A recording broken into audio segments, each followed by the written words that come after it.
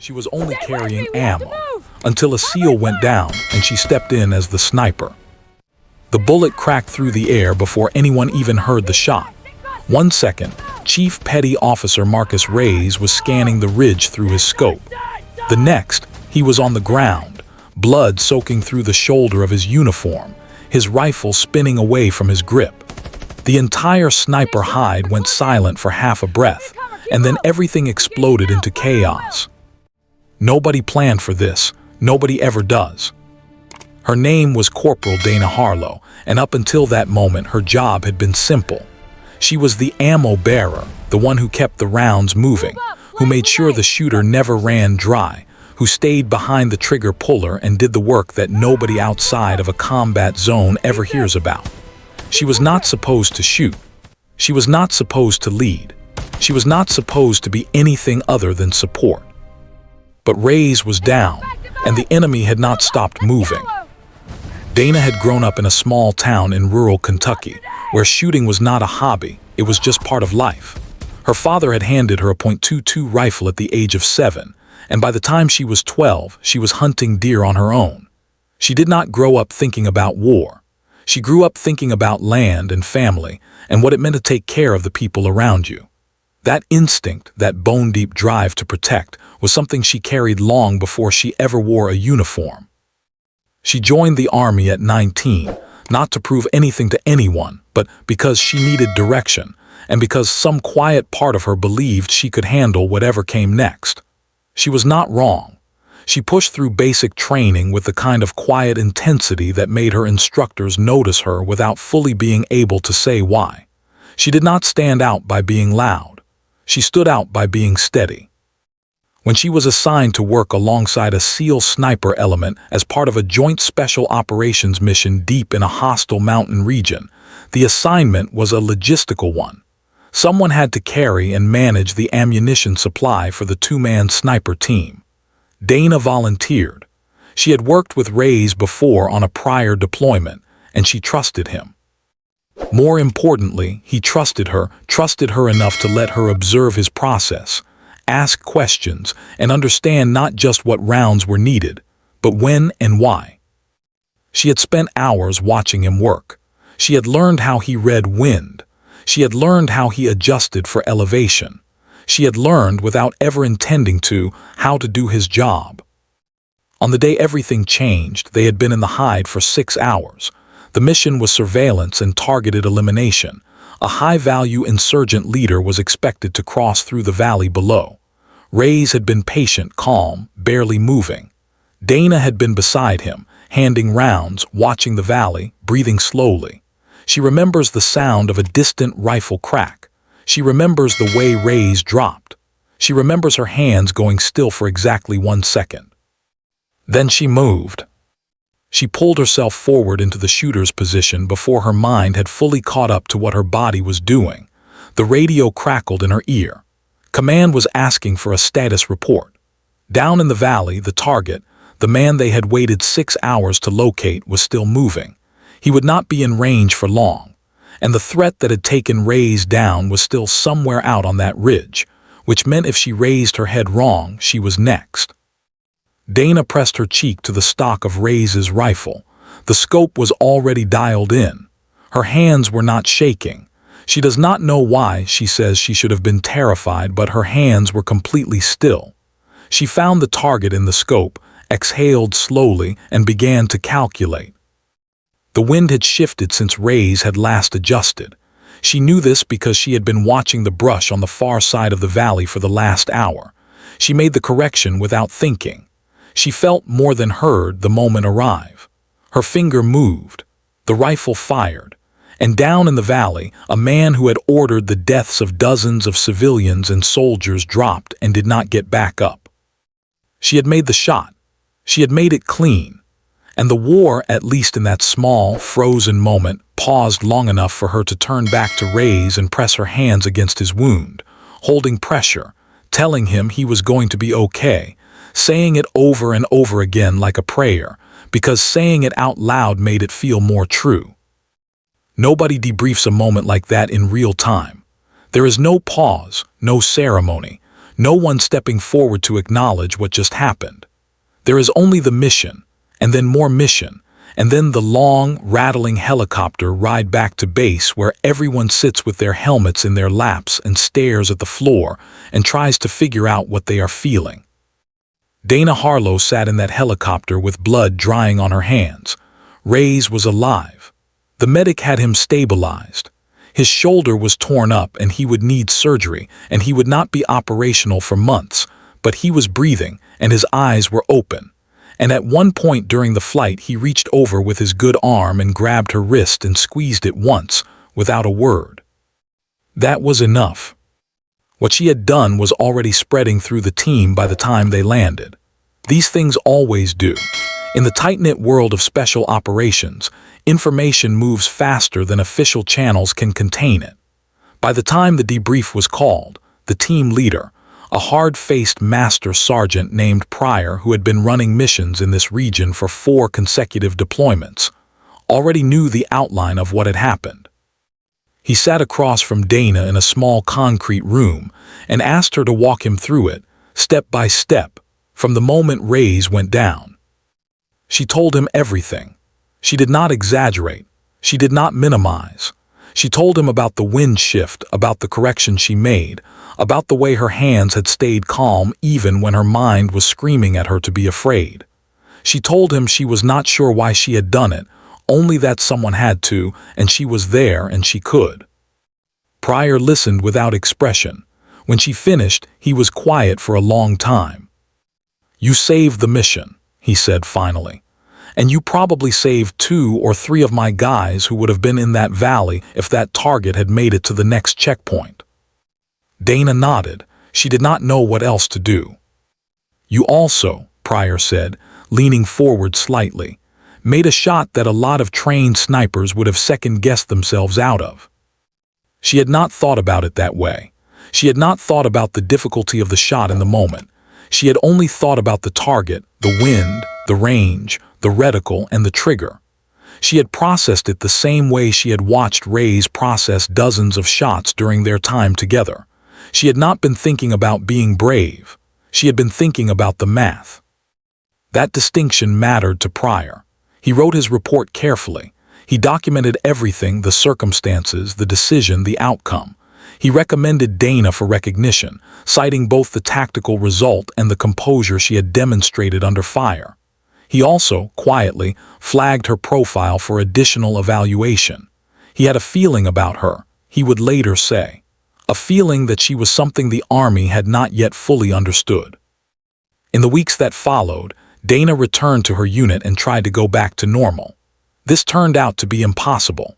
Word travels in the military the way it travels in any small community, through half-told stories and earned reputation, through the nod someone gives you when they pass you in the corridor, through the way a conversation changes slightly when you walk into a room.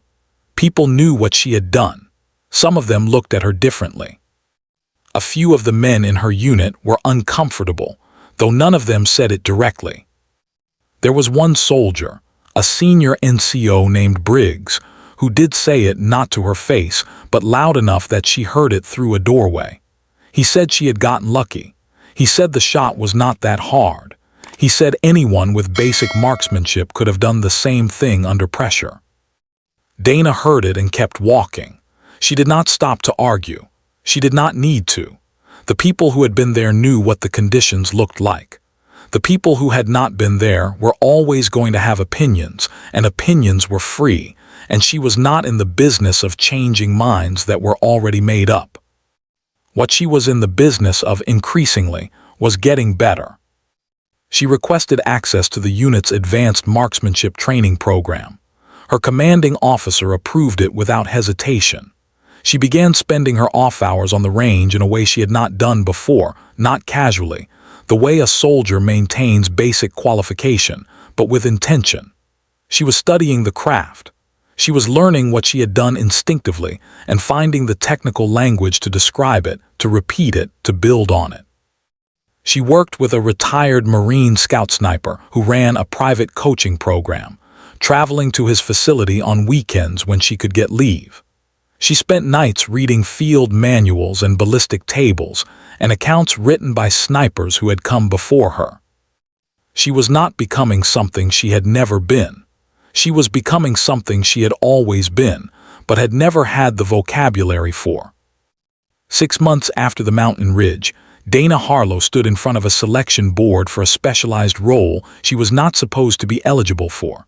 The board consisted of 4 senior officers and 1 civilian analyst who worked for a joint task force that the public does not hear much about. The room was plain. The chairs were metal. The fluorescent light overhead had a flicker that nobody had bothered to fix. None of that mattered. What mattered was that she had been recommended by 2 separate commanding officers, evaluated by 3 separate assessors over a 12-week period, and had posted marksmanship scores on the qualification range that had raised more than a few eyebrows. The board had reviewed her file for weeks before this meeting. They knew her history. They knew about the ridge. They knew about Rays. They knew about the shot. What they did not know was what she would do when they put pressure on her in a room. The questions were not gentle. The board was not trying to make her comfortable. They asked about decision-making under stress. They asked about the moment she chose to move into the shooter's position. They asked her to explain, in technical detail, how she had calculated the wind correction. They asked her what she had been afraid of. They asked her what she regretted. She answered every question without flinching. When they asked what she had been afraid of, she said, "Getting it wrong, not the shot, the responsibility, making that call, ending that life. I was afraid of how easy it felt to decide." The room went quiet after that. One of the senior officers made a note on his pad. The civilian analyst looked at her for a long moment and then looked down at his folder. Dana was selected. The assignment she received was unlike anything she had been part of before. She was embedded with a multi-service reconnaissance element, working in a region that required extreme patience and extreme precision. The targets were not soldiers in any conventional sense. They were logistics coordinators, communications specialists, and planners who kept a network running that had, over the previous 3 years, been responsible for attacks across 3 countries. Taking them out required observation, confirmation, timing, and an absolute refusal to act until the conditions were exactly right. This was the part of the job that tested her in a way combat never had. Pulling a trigger when someone is shooting at you, or when your teammate is bleeding on the ground, is one kind of decision. It is urgent and instinctive, and the body takes over in ways the mind cannot always fully track. But lying still in a hide for 72 hours, watching a compound through a scope, maintaining the discipline not to act until the intelligence picture is complete, that is a different test entirely. That is patience built out of iron. That is the ability to hold yourself at the edge of action without falling over it. Dana excelled at it. Her team leader on this element, a quiet Navy officer named Callahan, later said that what made her exceptional was not raw shooting ability, though that was real and significant, but her ability to read a situation completely before committing to it. She did not rush to conclusions. She did not let impatience or adrenaline push her past what the evidence supported. She waited and she watched, and when the moment was right, she acted with the kind of finality that left no room for regret. There were 4 confirmed operations during that deployment. Dana was the primary shooter on 2 of them. On the other 2, she served as spotter and team coordinator, managing the communications between the ground element and air assets in a way that required rapid, accurate decision-making under conditions that would have overwhelmed most people with twice her experience. She did not talk about any of this. That is not false modesty. It is part of what the job requires. You do the work and the work stays in the work, and you carry it home with you in the ways that it chooses to come, and you find ways to keep moving. Dana found her ways. She ran long distances alone in the early mornings.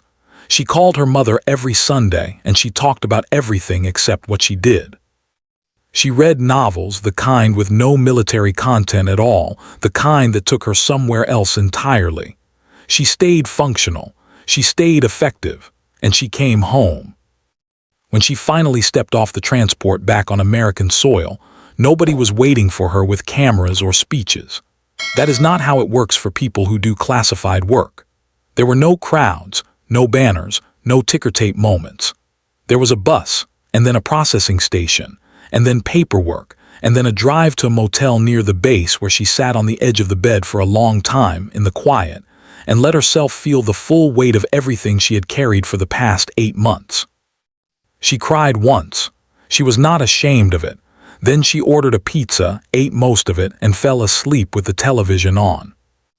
The army, for all of its structure and hierarchy, is also a place where word of a person's quality reaches the right ears eventually. 3 months after Dana returned stateside, she received a phone call she had not been expecting. It was from a general, not a staff officer, not an aide, but the general himself, who wanted to meet with her personally. He was running a program, still in its early stages, that was designed to identify and develop unconventional talent within the enlisted and non-commissioned officer corps. He had heard about Dana through 2 separate channels, and he wanted to talk. They met in his office at a headquarters installation in Virginia. The general was not what she had expected. He was older than she imagined from his voice on the phone, with gray at his temples and a calm, unhurried manner that reminded her oddly of her father. He asked her to sit. He offered her coffee. Then he got to the point. He told her that the military was not always good at recognizing the people it needed most. He told her that the institutions and pipelines that were supposed to surface talent sometimes failed, not out of malice, but out of habit, out of assumptions that were built into the system and had never been questioned hard enough.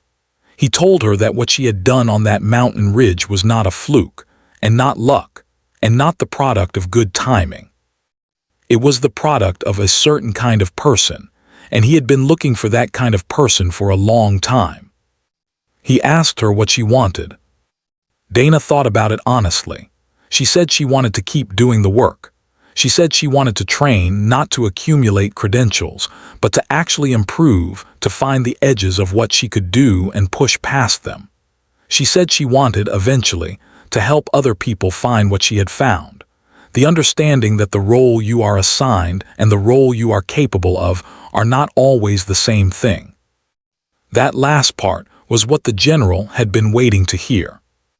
She was enrolled in a formal sniper course within the month, not as a candidate filling a quota, but because her selection was backed by a record that left no room for doubt. The course was physically brutal in ways she had expected and mentally demanding in ways she had not. The instructors were former snipers with decades of operational experience between them, and they were not in the business of softening anything for anyone. They pushed her hard. She pushed back harder.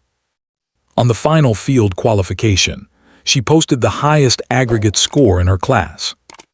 There were 12 men in that class. A few of them became friends. One of them told her on the last night of the course that he had not expected her to make it through the first week.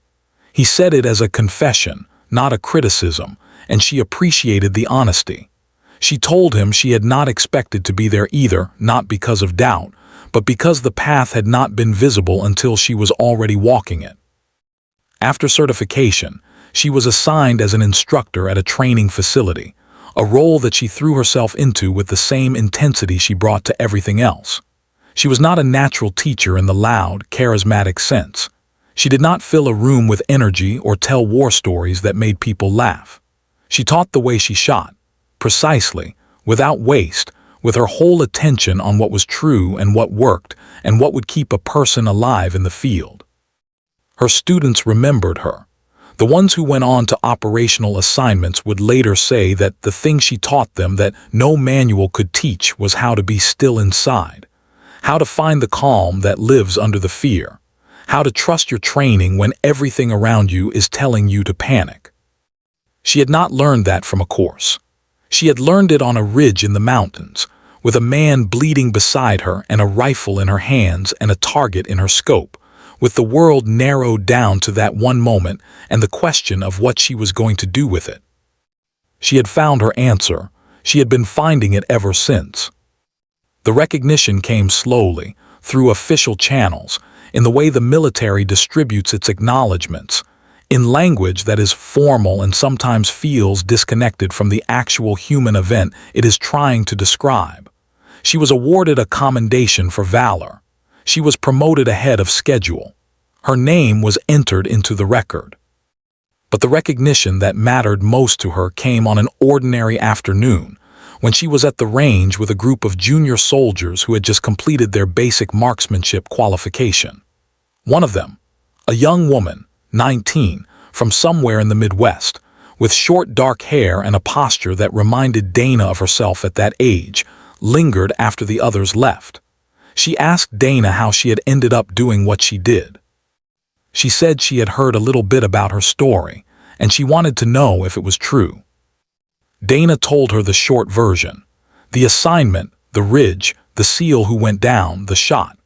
The woman listened carefully, the way people listen when they are not just collecting information but doing something else, measuring, calibrating, figuring out what is possible.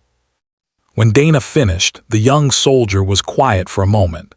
Then she said, "So you were just the ammo carrier?" "I was," Dana said.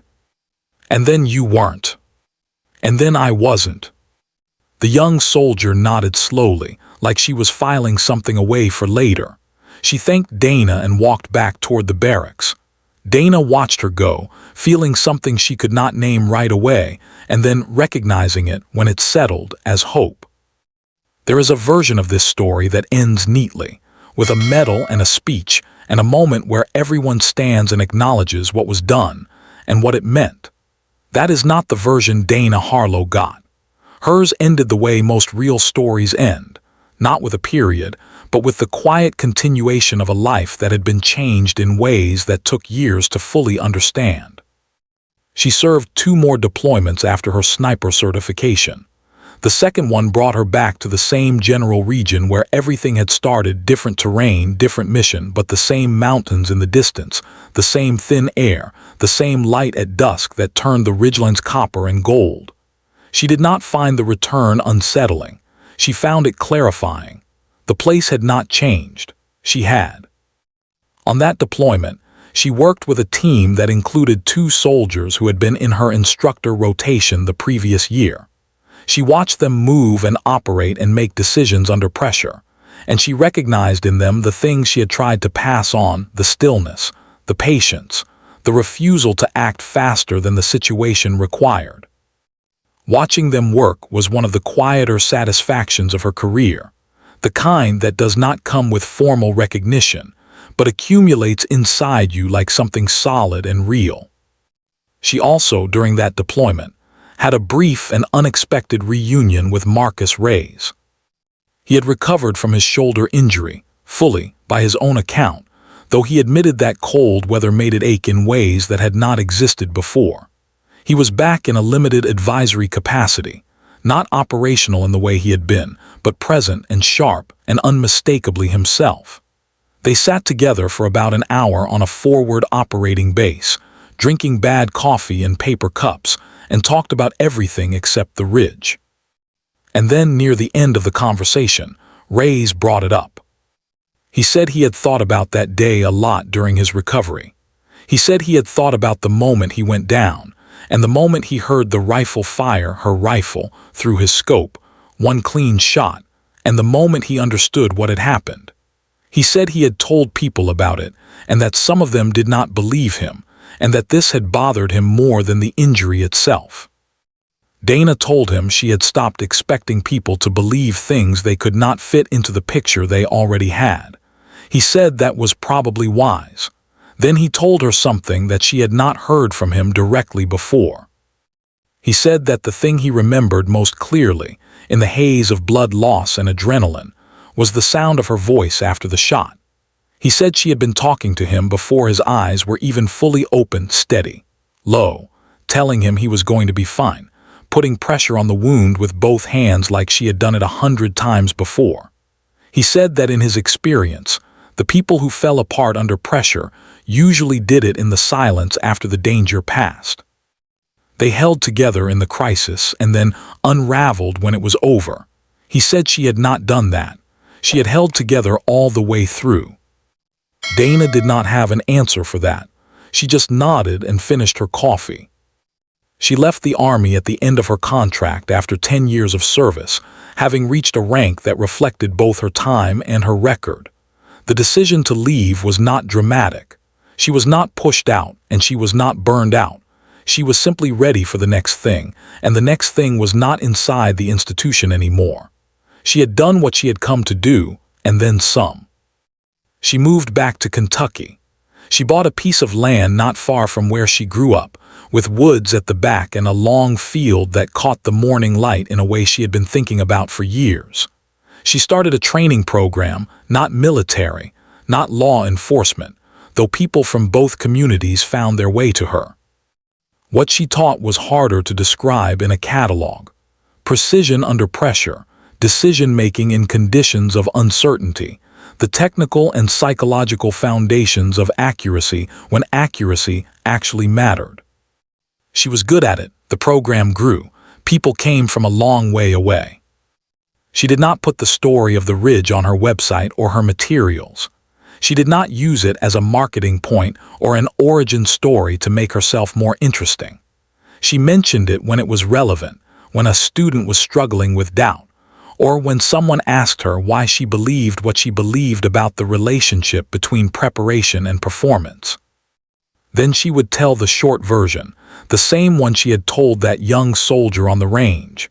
The assignment, the man who went down, the choice, the shot. And every time she told it, she ended the same way, with the same observation that had taken her a long time to understand fully, that what happened on that ridge was not a miracle, and it was not luck, and it was not even really a surprise, not to the people who had been watching her closely. It was the result of everything she had done and seen and practiced and endured, all of it converging in a single moment and producing the only outcome that was ever truly possible for someone like her. She had been carrying ammo, yes. She had been support, yes. She had not been the person anyone pointed to when they thought about who would take the shot. But the capacity had always been there, in the steadiness of her hands, in the stillness of her mind, in the way she had always understood, without being able to put it into words, that the role you are given and the person you are do not have to be the same thing. The world had simply put her in a place where those two things had to collide, and she had been ready. She had been ready long before anyone thought to ask. That is the part of the story she wants people to understand. Not the shot, not the drama of the ridge or the blood or the chaos that surrounded a single moment of clarity. Those things are real and they matter, but they are not the lesson. The lesson is the years before. The watching and learning and asking questions and staying curious about a skill that was not technically hers to have. The lesson is the willingness to carry the ammo without resentment, to do the supporting role with full attention, and to understand that every moment you spend in proximity to something great is a moment you are becoming capable of something you haven't been asked to do yet. Dana Harlow did not become a sniper on a mountain ridge in a hostile country. She became a sniper in all the quiet hours before that, in the hides, in the questions, in the long, patient practice of paying attention. The mountain ridge was just the moment the world found out.